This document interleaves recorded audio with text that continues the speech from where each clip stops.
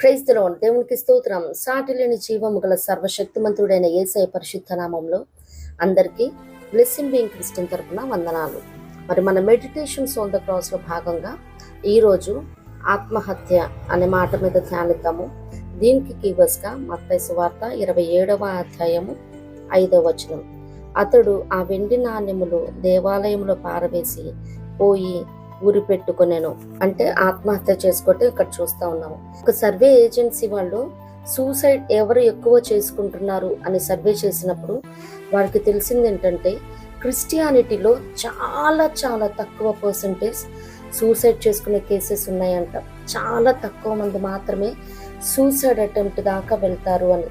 మరి అంతే కదండి, ప్రతి దానికి మనకి సరిపడా బైబుల్ ఉంది, మనకి లేఖనాలు ఉన్నాయి. మరి ఆర్థిక ఇబ్బందులతో అప్పుల బాధతో తట్టుకోలేక ఎంతమంది ఆత్మహత్యలు చేసుకున్నారు. నేను ధాన్యానికి ఆజ్ఞాపిస్తాను, మరి నువ్వు పైవాడిగా ఉంటావు, కిందివాడిగా ఉండవు, అప్పు ఇచ్చేవాడిగా ఉంటావు, అప్పు చేయవని, సంతృప్తినిస్తానని, మరి నీ చేతులు కష్టార్జితాన్ని నువ్వు అనుభవిస్తావని, ఈ రీతిగా అనేకమైన వాగ్దానాలు ఉన్నాయి. మరి అనారోగ్య పరిస్థితిలో ఉన్నప్పుడు నిన్ను బాగు చేస్తాను, నిన్ను స్వస్థపరిచే యెహోవా నేనే, నీకు మరలా ఆరోగ్యం కలుగు చేస్తానని, ఆ రీతిగా బలహీనతలో ఉన్న వారికి పలానా వేధింపులు తట్టుకోలేక ఆత్మహత్య చేసుకున్నారని, ఇటువంటి అన్నిటికీ సంబంధించి మరి నీ శత్రువుల ఎదుట నేను నీకు భోజనం సిద్ధపాటు చేస్తాను. అలాగే యెహోవా మన పక్షం ఉండగా మనకు విరోధి ఎవరు? ఈ రీతిగా అనేకమైన వాగ్దానాలు ఉన్నాయి కదా. బైబిల్ గ్రంథమే గొప్ప వాగ్దాన పత్రిక అయి ఉన్నది, మనకి దేవుని ప్రేమ పుస్తకమై ఉన్నది. మరి ఆయన ప్రేమను అనుభవిస్తున్న మనము మరి ఎవరు కూడా క్రిస్టియన్స్ సూసైడ్ చేసుకోరంట.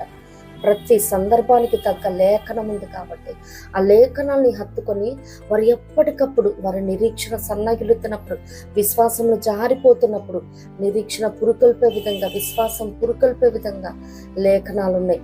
వారు ఇమ్మీడియట్గా మందిరంలో వెళ్ళి పడతారు, ప్రార్థన చేసుకుంటారు.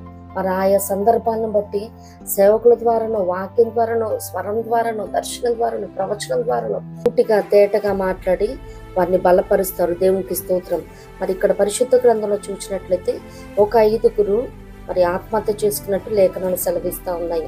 మరి ప్రభు చిత్తమైతే ఇది సూసైడ్ చేసుకున్న వారు ఎందుకు చేసుకున్నారు, అలా కాకుండా ఉంటే ఎలా చేస్తే బాగుండేది, ఇవన్నీ విపులంగా తర్వాత ధ్యానిద్దాము.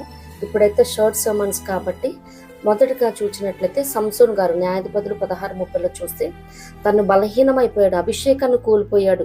యెహోవా ఎడబాసిన తర్వాత పగ తీర్చుకోవటానికి మరి అక్కడ ఆత్మహత్య చేసుకోవటం మనం చూస్తూ ఉన్నాం అనమాట. మరి రెండోది చూసినట్లయితే జైన సౌలు గారు 1 సమూయేలు 31:4 మరి తను ఓటమి భయంతో సూసైడ్ చేసుకోవటం మనం చూస్తూ ఉంటాము. ఇక నేను గెలవలేనేమో ఈ పోరాటంలో అని తన కత్తి మీద తానే పడి అక్కడ తన ప్రాణాన్ని తీసుకోవటం మనం చూస్తూ ఉంటాము. మరి మూడోదిగా అహీతోపెలు 2 సమూయేలు 17:23లో చూసినట్లయితే తన మాట, తను ఇచ్చిన ఆలోచన చెల్లుబాటు కాలేదని ఊరిపోసుకోవటం మనం చూస్తూ ఉంటాం అనమాట. అలాగే మరి నాలుగోది జిమ్డి చూసినట్లయితే 1 రాజులు 16:18లో మరి కుట్ర చేసి తను చేసిందే తన నెత్తి మీదకి వచ్చింది. కుట్ర చేసి అలానే రాజును చంపివేశాడు. తను ఎలా చనిపోయాడంటే తను ఉన్న రాజనగలో నిప్పంటించుకొని చనిపోవటం మనం చూస్తూ ఉంటాము. 5వది చూసినట్లయితే యోధా ఇస్కరియోతు, మన మూలవాక్యం చూసుకున్నాం కదా, మత్తయి సువార్త 27:4 నమ్మక ద్రోహం. మరి గురువుని అమ్మి వేశాడనమాట 30 వెండి నాణాలకి.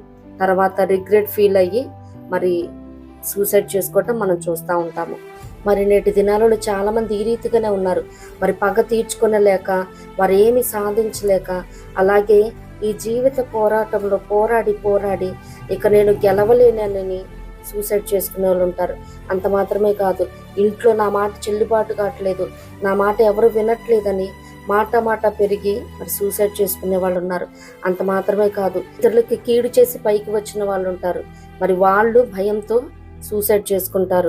ఇస్కరియోతు యోధ లాంటి వాళ్ళు అయితే నమ్మక ద్రోహం చేసి ఆలోచనలతో ఆత్మహత్య చేసుకుంటారు.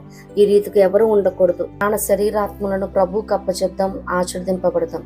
ఇట్టి కృప ప్రభు మనందరికి అనుగ్రహించును గాక. ప్రభు కృప మనందరికి తోడై ఉండును గాక. ఆమేన్.